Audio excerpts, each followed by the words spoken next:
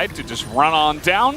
Really like the position here for Live Sandbox. Fate is going to have to teleport in, but otherwise it's a nice place to be. Uh-oh. Oh, man. Prince, not sure about that positioning.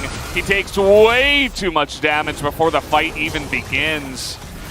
And you can see the counter engage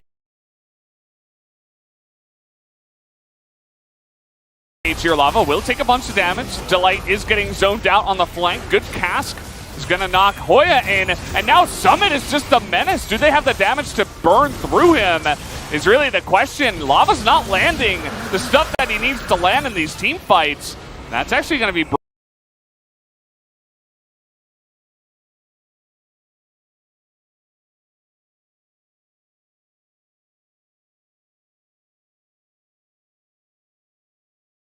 Bro backing off of that Cloud Drake and Sandbox stopping the soul. I pointed it out before we went into the fight, but I really like the position. And yes, Prince was a little bit out of position, but it felt intentional. He has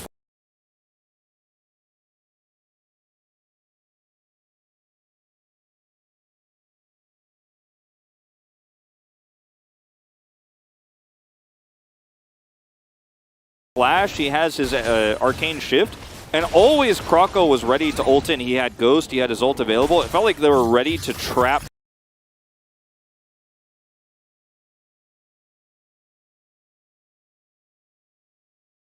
engage. And their composition doesn't almost nab Prince. Like, after using so many cooldowns here, Prince gets caught. After this moment, where he's able to get away, like, you can't fight this anymore as Brion, or you're going to get totally crushed because Kroko is exactly in position. Delight is trying to do a really cool flank as here as well.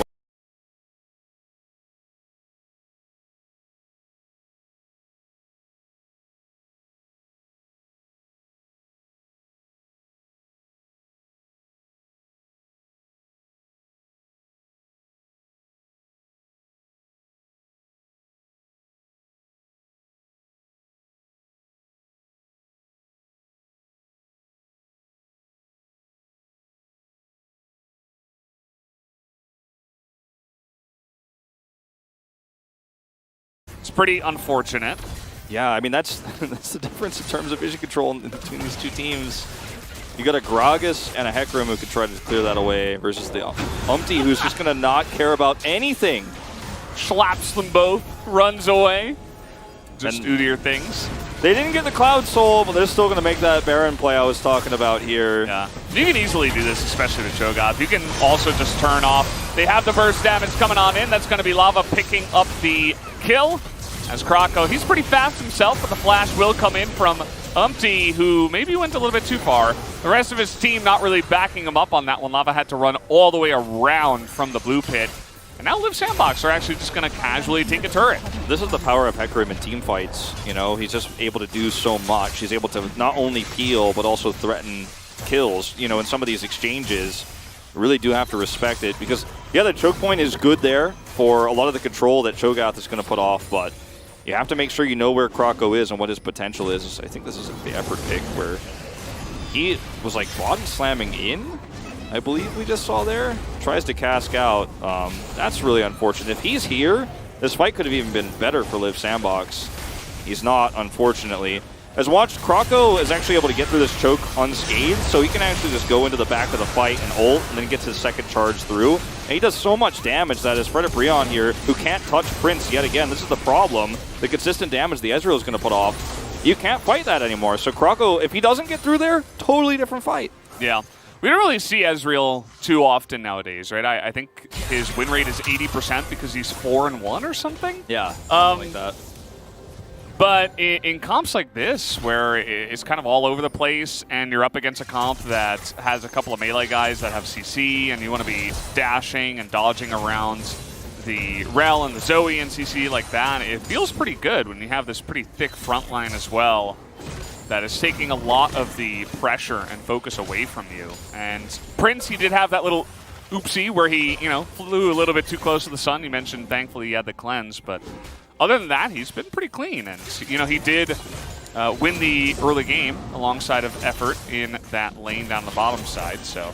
Yeah, it's just so difficult to get on top of him, you know, even with the Udyr, you know, he has Arcane Shift, so collapsing on top of him, plus his positioning has been pretty good. Like, you know, that last fight he got caught, but I feel like that was part of the plan, was to try to, not him getting caught, but him actually trying to pull that aggro, right? Like, if you're trying to set up a bait, you're still not trying to get stunned, but, you know, he had cleanse, etc. But, you know, this is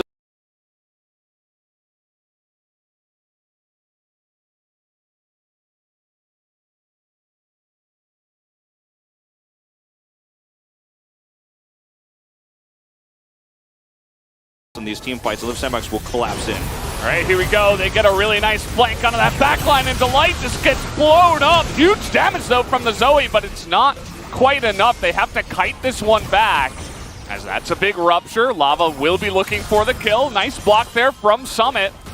And once again, Henna is just kind of, you know, he's a little bit zoned out. He's not really able to do consistent damage on the Tristana, and Lava's just trying to do it all by himself. I mean, he's got to try, you know, in fights like this, they're not going to be able to take this Drake away. But this is starting to become very concerning. Oh, okay, here we go. This is where Bro really turned it on. We got another flash here for Lava. He's going to come on forward, look for the bubble. He finds another one, misses actually on Prince, who cleanses away from that one. And look at the true shot barrage damage. Prince is just going 1v5 right now. He's going to get knocked up, and Fate was able to kite back with him. And Bro just got baited so hard into that choke point and got dominated. Yeah, I want to watch that fight again because Lava's target priority there was greedy. He wanted to actually get the sleep onto Prince so he could actually hit both, but he doesn't hit the follow-up Paddle Star, so he kills neither of the Aatrox nor the Ezreal there in that exchange. The follow-up is real. Fate comes through and just does a ton of damage to help assist him. And, I mean, the True Shot Barrage, very strong ability, as it turns out, but this is the kind of mistake that's going to cost you a Baron. And Fred and Breon were so ahead in this game, their composition doesn't scale as well as Liv Sandbox does in terms of straight front-to-back team fighting. We're going to watch this Drake fight once again. But this is where if you don't actually set up a combo and you get caught, like the walls close in, someone actually prevents retreat here. And look at where Fate is. There's some of these Victor compositions where Victor is not worried about where he is anymore because he's just walking in as if he's a tank because no one can actually kill him. But there's so much, you know, extra CC. I'm going to watch this bottom fight that happens once again, though, for Lava. They will take this Drake away. And Fred and Breon are like, okay, we're going to come in here where you got the Drake, but we're not going to let this go for free. They chase through. Lava has the additional flash you talk about. They hit a sleep on the Summit. Krako's obviously zoned out and is going to die. But then let's see, watch this, because he actually looks for the sleep onto Prince and then misses the paddle. And if he actually hits that, he kills Prince, and then you could turn around and kill Summit. But Prince actually hits the True Shot Barrage, goes over the wall, and gets a double kill, and everything changes. If they had actually just slept the Aatrox and killed him instead, it's a much easier follow-up. So unfortunately, Lava, with very much looking for the greedy double there, ends up with nothing. Yeah, I mean, Prince played that so well as well. He, you know, Lava was expecting the arcade shift, but actually Prince delayed it a little bit because he had to cleanse first, and it got real messy in there. And, you know, now with the Baron and Liv Sandbox with a unbelievably fed Ezreal and Victor in this game, I think it's going to be really difficult for them to lose from here. Yeah. Prince finishing his last item there. He's got 3.5 items at this point, and that's that sweet spot right now for Victor and Ezreal. I don't know if they have it in them on the side of Bro to really challenge this amount of scaling. I think they're going to struggle, especially when, you know, the walls are closing in again. Like, that's the analogy I keep using, but like Liv Sandbox have a composition that will just walk forward and kill you. Fred and Breon need a combo, or they need Lava to hit Paddle Stars like every time it's on cooldown, and he's not able to do it. Here we go, one more shot. Ooh, Prince in the front line this time around. He's going to get a track repelled. They're trying desperately to dive onto him, but he survives for an insanely long period of time, and that's going to do it. They tried their very hardest to get onto that back line. But at the end of the day, it is Ezreal, and, you know, they used all that to try to get onto the backline carry the Ezreal. Fate and the rest of them are just sitting there doing insane amounts of damage. Yeah, I mean, I think they just end here. They were looking to back and reset, but no, they decided that we've got enough of a wave here. We have an Ezreal who can actually do empowered shots on these turrets. I mean, they are going to go down. Fred and Breon in serious trouble here. Yeah, they're just trying desperately. The feast goes off. Henna's trying to go 1v4 right now. He's not able to get that kill, and he just gets blasted in the face by the Ezreal. That's going to do it for game number 1. Liv Sandbox with the overwhelming mid-game They stopped the Cloud Soul at the exact right moment. They immediately flipped that game on its head. I mean, that was a really, really good understanding from Liv Sandbox about how their composition could front-to-back team fight. And despite the early lack of vision and the early snowball it looked like we were going to see from Fred Brion, Liv Sandbox took those really confident fights around the Drake. And even that turnaround fight where Lava had some mechanical errors there and the Prince played it so well, there were some small mistakes in Fred Brion that really started to compound very quickly. And the game turned. As soon as that first Drake went over to Liv Sandbox, I felt like the game turned on its head, like it was like an hourglass flipping. Yeah. And, you know, this is the type of play you want to see from a team that's going to go to playoffs. The tenacity of Liv Sandbox in that first game was incredible. And I got to say, you know, if you're Fred Brion, you're going to feel really frustrated with Lava's performance because even though he played well in the laning phase, he wasn't hitting those paddle stars, he wasn't hitting big sleeps, and you need that. When you have vision control, you can't be missing Qs like that. You've got to hit every single one, or your comp just doesn't work in the late game. Yeah, I mean, you're right, because there is a lot of pressure on the Zoe from that position to kind of carry that game by the, you know, I don't want to say the word on broadcast, but you guys know what I'm talking about.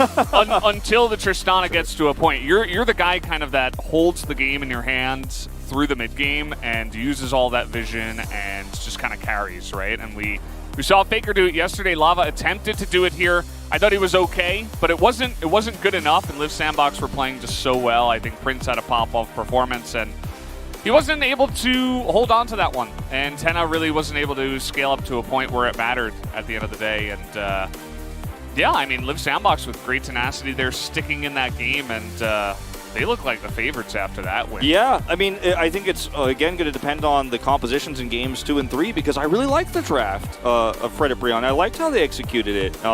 But you could see that there are certain compositions that have, I don't even want to say this one has an expiration date, but you hit a certain point, and your Zoe player has to pop off because you're so reliant on her. And we're going to take a look at some of those damage numbers as we look at our post-game stats. But let's take a look and see where Zoe ends up. I mean, much out-damaged here by the Victor, but Prince, in the late game, he hit that 3-item power spike, and he was just...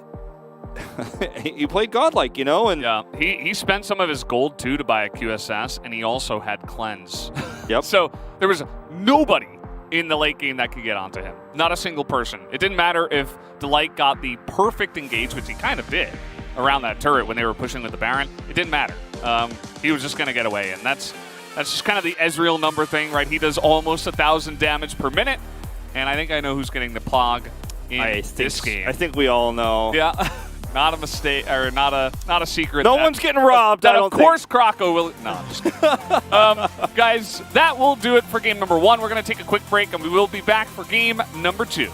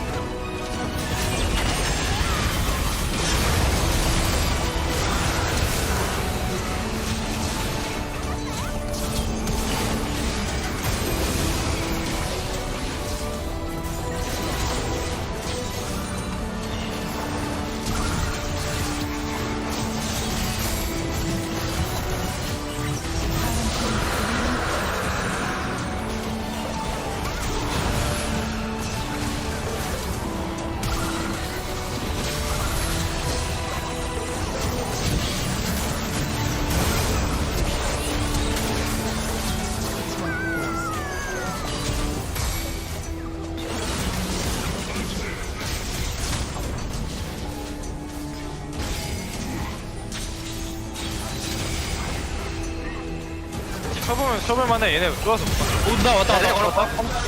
야 안나 야 앞라인 봐봐 트타 밀어있어 앞라인 봐봐 야 피갈리 라인 끼고 가자. 나 대치 골. 피갈리하면 끝난다 잘했다 나 대치할게. 야 민영 오면 나 피업 좀 줘봐. 바로는 아, 선수 남았다. 끝내만해 스타 노플이야 얘들아 끝내자 이제 피업 해봐. 그냥 지우면서 가도 돼 그냥 밀어봐 그냥 밀어. 그냥 해야겠다. 야 박치기 압박 줄 테니까 해봐 탑부터. 그냥 스타만테 못하게. 스타만테 못하게. 스타 한 번. 좋았으면 잡고. 스타만 죽이고 스타 먼저 타워 나야.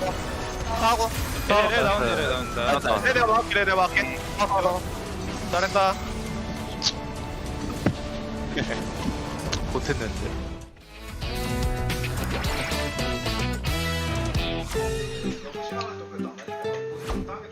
정민이 껌을 내가 이렇게 좀 없네. 처음에. 쟤 못하잖아. 그러니까요. 저 괴물이다. 아 태윤아, 파이팅하네 빨리. 크게 해라. 파이팅. 그렇지. 야 초반 상호만 안 나면 이기니까 파이팅하자. 파이팅. 할 수 있어, 풀 수 있어? 야, 선 3초? 나 Q5초. 나 렐마크 좀. Q2초 천천히 맞아. 쉔 노크레. 야, 렐 W 없어. 렐 W 없어. 아, 천천히 가자, 나 초식에 있어. Q6초. 나 살겨놨다. 아래 볼게.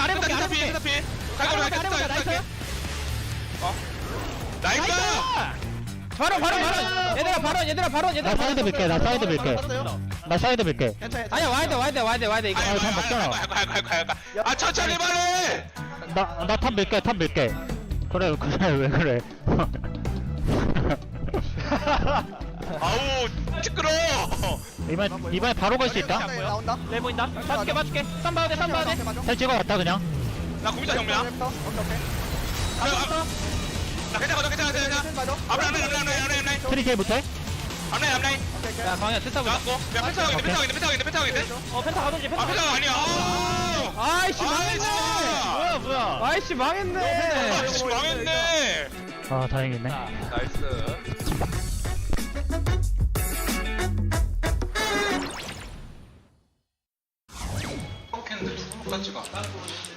프로 못 가면 머리 밀고 휴가 때 누가 만나고 룰만 하자. 그걸 왜 10등 때 거는 거예요? 시작할 때 걸면 안 돼요? 나를 진짜. 제이스부터 얘들아 오케이. 나 다리 쪽. 아지르 잡았어. 얘들아 아지르 공 잡아줘 있어. 타워 조심. 이거 막아줄게. 이 막아줄게. 아지르 이mak았어 나이스. 얘들아 좀 진정하고 천천히. 먼저 먹고 빼는 식으로. 좀만 맞아 우리 잘 잡기 좀 힘들어. 볼만해 야 풀로 넘어가 그럴 거면 그냥. 아니 거기까지 보면 안 돼. 오케이. 천천히 먹어. 침착하게 정비하고 다시 가자 얘들아 가보자. 야 가자 한 모이 가자 얘들아 가자 아지르 들어가자 조심. 천천히 해봐. 나 제이스 제이스 천천히 해봐. 야 아지르 아들아. 야 미드 가자. 오케이 미드 이거 라인 타고 가자 미드로 가자 그냥 바텀 가자. 미드 가자. 어 끝난 거 같아 이거 가자. 나이스 가보자. 나이스 아니 다들 진정제 좀 맞춰봐. 그래. 어깨 살인마는 어쩔 수 없어. 끝내자 왜 이렇게 화끈한 거야 다들. 미안해. 괜찮아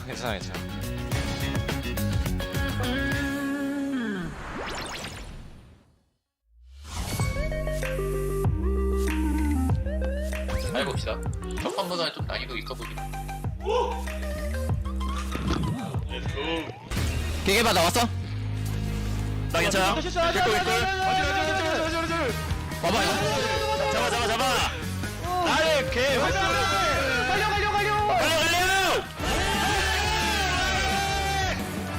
아 나는 아지르한테 심리전 안 줘. 미안한데. 본다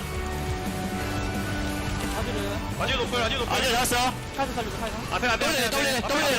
앞에 높을. 어 나 변신 타이밍 해볼게. 앞에 오케이. 높아. 앞에 나이스. 옆에 좋아 밀어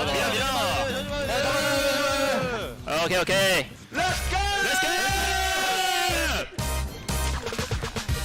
이거지. 야 끝내줘 아니 뭐야 이게 라인. 타워 치면 끝나. 타워 치면 끝나. 나이스. 나이스.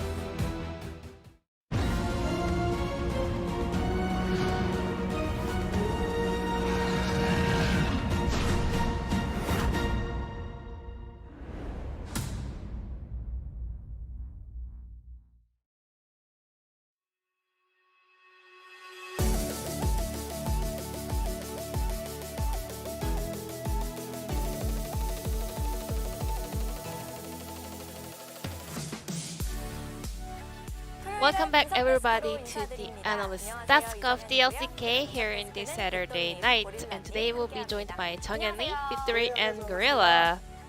Welcome! And this is season with the translation. The competition for the post-season spot is so tough right here, and Leaf Sandbox was able to come back from starting behind. Freddy Brian used a lot of their ban card over to the top side of the map. However, that was not enough in order to shut Summit down and his presence in the lane. We already mentioned about this comeback of Summit in the second round robin in the match point as well. He's been really popping off, especially on those aggressive picks. Well, Cyan and other tank champions are kind of on the meta right now. So Hoya locked in Cho'Gath at the last pick, and Aatrox was a really nice pick into Cho'Gath because he can just permanently regain health by just autoing that champion in the side lane. Well, Aatrox is not a champion that is the same as Jace, but still this pick is very aggressive, and Summit was able to show the value of this champion in the end. And it was really odd to see how Freddy Brion was rotating their resources as well. Leaf Sandbox had Ezreal and Victor, the late game scale picks, whereas Freddy Brion had Zoe. So they had to play around that Zoe's power spike in the mid game, but there were some skills that were going wide, and Leaf Sandbox was able to buy enough time. So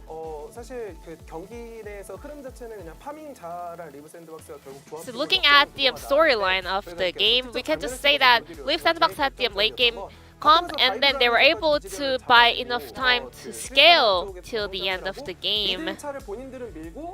There was this moment where Freddy Brion was able to raise the opponent's mid lane outer turret, but still Ezreal never stayed behind the outer turret area on the mid lane because he was able to constantly just farm first with his Q skill, which was really stable, and at the same time Freddy Brion, they were going too easy in terms of their map decision, and they allowed Leaf Sandbox to come back and attack their weakness. Leaf Sandbox, their comp is fairly weak in the lower level, but still they committed to take a fight around this Herald. Effort was looking for some clutch play, and they were looking for a pick onto the Udyr, but that was a greedy play and overextension.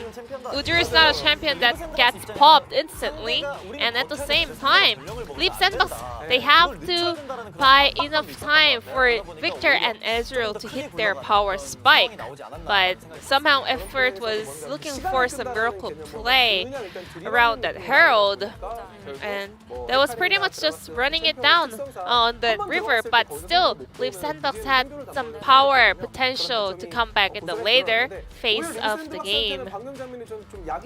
I think that could be a great lesson for Leap Sandbox because they can now realize that they don't need to rush with this kind of comp. Udyr was there, a very strong early game pick, whereas Victor and Ezreal were there for Leap Sandbox to dominate the late game. And as we have been keep mentioning, we were able to see how Leap Sandbox played this later team fight.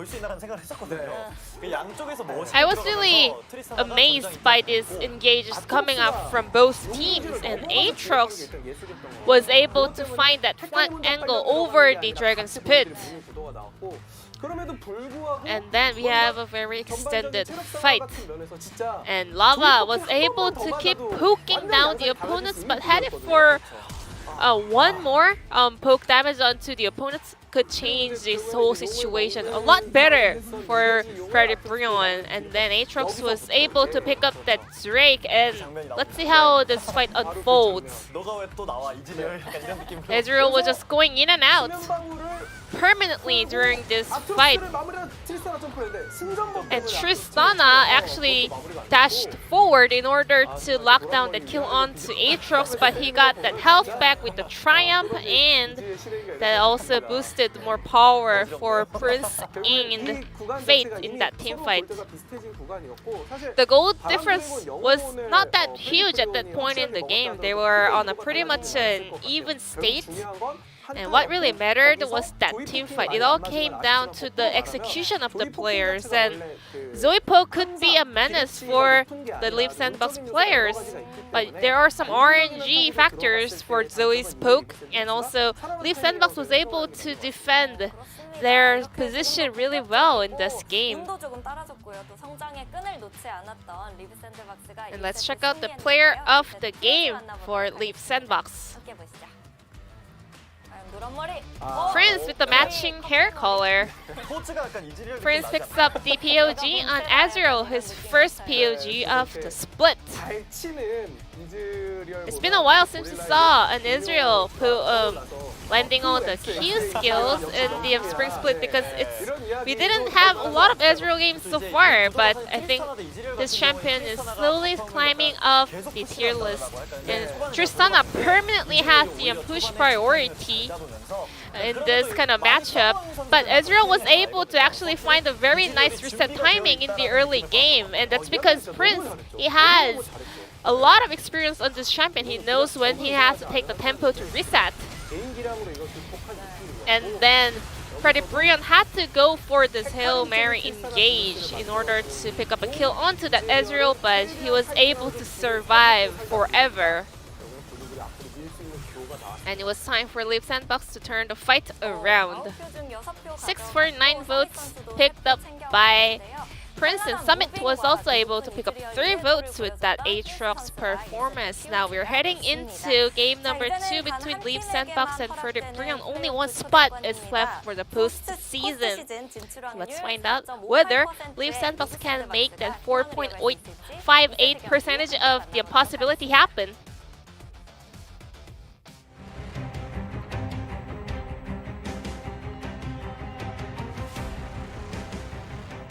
Thank you so much, G-Sun, as always, for the wonderful translation of the analyst desk. As we are going to take a look here at Leap Sandbox, who did pick up that last win. Prince with the player of the game. They said matching hair color, but actually his hair is blue now. Yeah. So constantly in flux is the hairstyle.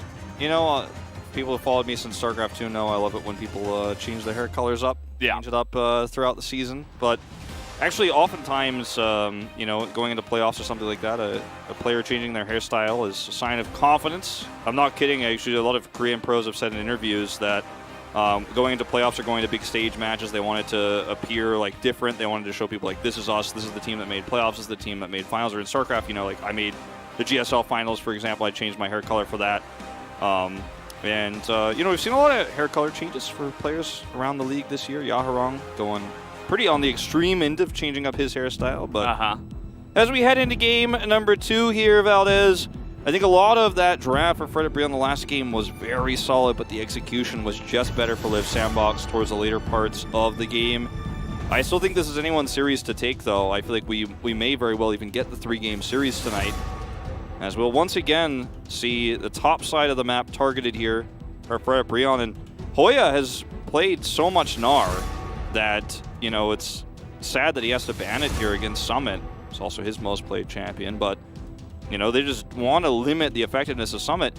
And even pushed into a slightly off-meta champion like the Aatrox, it worked so well for their composition last game that he ended up picking up 3 of the POG votes. He played very well. It's just so hard to nullify this player right now in this current meta. Yeah, it is pretty difficult, as we are going to be nullifying some of the big OP picks on the side of Liv Sandbox. It's kind of sad that they actually banned those 2 on blue side as well for game 1, so showing that they don't want to see the picks, that they don't want to first pick those 2 picks. Obviously, in this case, just going to deny the first pick. The Udyr this time around is going to be denied. Yeah, this feels like a rel attempt here for Fred Brion. Feels like they really want to pull that one out with the Udyr ban. Renekton will get taken away too, so preventing Hoya from playing that one. They're actually going to go towards the Hecarim, interestingly. First here, blind. With all other jungle champions available, this is something that we've seen 2 games now in a row. The Sandbox will go for the Gragas response here, but will they take something like a Lilia? I'd love to see it. You know, the Lilia is difficult to play into the Hecarim matchup in the vacuum of the jungle, but in terms of what she can offer in team fights later on, it can be very strong and a good answer. Does weaken your early game quite a bit. I see it from time to time, but you know, I wouldn't mind if he hopped onto something like a Graves as well. We've seen that as a response pick into the Hecarim. The Olaf, another one, you know. You can just kind of ignore the Hecarim. We saw that yesterday, actually, where the Olaf just kind of runs through you, and there's nothing you can do about it. Silly horsey. Rel is still open here, and the Gragas, you know, is chosen instead. I feel like Rel works so well with Olaf. But now you've given over Tristana Rel to Fred Brion, so they can take that duo. Once again, it works so well. It's extremely powerful because, you know, you could set up attract repels very easily with Tristana's ability to jump further behind someone. You set up a stun, Tristana's damage comes through, works well in and out of the lane. And Summit is going to pick up this Aatrox again before the second ban phase. They just cannot stop this guy from playing high-impact top laners. And, I mean, again, #1 in damage right now in the LCK across top laners for round 2. And in that last game, he did fantastically. And this draft feels very similar in a lot of ways to what Liv Sandbox was trying to accomplish last game. Yeah, I wouldn't be surprised if, you know, if the picks are left available, just go ahead and pick up the Ezreal and some kind of hardcore. Well, yeah, there you go. They're going to ban away the Ezreal. They saw enough of that. One game was enough, and they're like, nope, you're not allowed to play that anymore. I think this time the Syndra ban would be really nice here. I think the Scion ban makes more sense than it did in the previous game of League of Legends that we just watched, but previous draft. But I think in this case, if you ban the Syndra, you really limit Lava's options, and we know that, there it goes, but we know that Lava is a player, he's very similar to Fly in a lot of regards, is that he's a very flashy player in terms of his laning phase, but in terms of late game teamfights and his impact, he has not been, you know, a shining light for this team. You know, you're looking for Umpty for that, you're looking for Henna for those consistent team fights, and Hoya maybe, you know, on high impact top laners like the Gnar. So if you take away kind of these stable champions for him, you know, it becomes awkward for him. Fly, the difference between Lava and Fly is that Fly has a massive champion pool. Lava, you push him off of that comfort zone, and his ability to play the game and be high impact becomes so volatile. that I really do like these bans here for Live Sandbox. You wouldn't necessarily ban these against a different player, but against Lava, it makes a lot of sense. And I'll take the Zoe away. Take the Zoe. Well, that's going to leave Azir available from the 5 that we see very often in the mid lane. I don't know if Lava actually wants to hop onto that. He's having a giggle right now. I don't know what that means exactly in terms of what he wants to play, but the Cho'Gath is being hovered again. I don't think the Cho'Gath was a problem last game. You know, it just ended up being that the team composition that was built around it wasn't able to get value because the Zoe was low impact, and, you know, Cho'Gath ended up being not able to really team fight properly because the front to back was so good. The same rules apply to the Cho'Gath here. Is I don't know about this one. This is really pushing the edge here. They're going to put Galio in the mid lane. This is a very risky choice. He seems pretty excited about it, but I mean, into a Zoe, it's not a terrible matchup, but what are you really denying with your taunt? I mean, sure, there's Olaf here, Aatrox. You can sort of deny his ability to frontline and set up for some follow-ups, but this is very difficult to execute, the composition that Fred and Brion are running. And it's Lava, it's on his shoulders to make it happen. They've chosen him over Yaharong for this very important series. And again, if Live Sandbox win, all 5 teams are still possible for playoffs. Fred and Brion is not eliminated if they lose this, but it becomes very much more difficult and out of their control for them to qualify. And to put everything on Lava's Galio here as the final pick feels very greedy to me, Valdez. Feels very risky. Yeah, I mean, making a statement. It's something that he's played a lot in the past, and it does have a great matchup into the Zoe. I think it's just like, we're going all in, right? If you're bro, it's like, all the cards are on the table, we're engaging on your Zoe. They're not going to have a fun time with the Olaf. The Olaf actually gains a lot of value the more of these like big beefy CC bots that you get in the lineup for Bro. But we're going to be looking for Hecarim ultimates and Galio follow-ups and just trying to deny Fate a chance to play the game. And, you know, we saw what can happen when Zoe kind of has to pull things through the mid-game. I think Prince not on the Ezreal. It'll be interesting to see what he can do on this Kai'Sa that has seen so much success. But, yeah, I don't mind it. I think that Live Sandbox go on to something very similar this time around. The Kai'Sa almost fitting even better in this composition. We shall see as we head into game number 2 here. A lot on the line. And as we head into this second game, nice skin here. I don't know the name of this one, but it's just the... Bony Cho'Gath. Cho'Gath Bones. Yes. Mr. Bones. Mr. Bones. Sending him on some wild rides. We were on his wild ride yesterday. Yeah, you guys were. That was one crazy matchup there. That first best of 3 we did yesterday. Highly recommend going and watching that Nongshim series yesterday if you missed it. Bit of a fiesta, but very enjoyable to watch. There's lots of fighting. Shout outs to BBQ Oliver here from Lava. True. Yeah, I remember that skin came out like right when they were coming into the LCK. It was pretty funny, the timing. Yeah, it is too perfect actually. Then popcorn chicken was becoming the way people were talking about Raptors, and it was a whole thing. Yeah, it was very chicken time. Yes. Well put, well put. There's actually a BBQ Oliver's like right next to my house, so I always think about the good old Oliver's whenever I see it. Yeah, we used to actually get that at the studio as well. You know, just casting. They had a big vat of it and would offer it to the fans. So definitely one of our good sponsors in the past. Yeah, I mean, there's a lot of old vibes in here. We will see Kai'Sa on a losing streak. Wow, she hasn't won at all on 11.5. Yeah.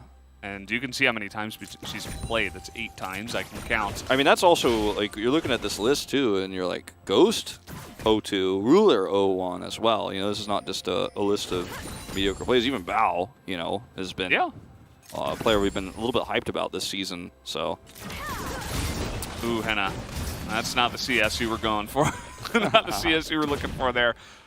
Does actually take a decent trade, but was pretty aggressive trying to go for that one when the enemy is about to hit level 2.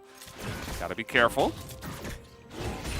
We will see how this this game shakes up, Valdez, because the Galio, and I think about who he can jump on and how this comp can operate with Umpty trying to get in there and assassinate Prince.